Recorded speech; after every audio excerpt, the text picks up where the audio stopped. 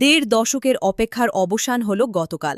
জনগণের ভোটে নির্বাচিত সংসদ আবার বসল ঢাকায়। গতকাল বৃহস্পতিবার ১২ মার্চ ২০২৬ সকাল ১১টায় শুরু হয় ত্রয়োদশ জাতীয় সংসদের প্রথম অধিবেশন। ২০২৪ সালের ৫ই আগস্ট আওয়ামী লীগ সরকারের পতনের পর এটিই প্রথম সংসদ অধিবেশন। ফেব্রুয়ারির ১২ তারিখের নির্বাচনে বিএনপি নেতৃত্বাধীন জোট ২১২টি আসন পেয়েছে। বিএনপি একাই পেয়েছে ২০৯টি আসন। প্রধানমন্ত্রী তারেক রহমান সংসদে স্বাগত বক্তব্য দেন। তিনি বলেন, প্রতিটি পরিবারকে স্বাবলম্বী করতে চান তারা। তিনি সব দলের সংসদ সদস্যদের সহযোগিতা চেয়েছেন।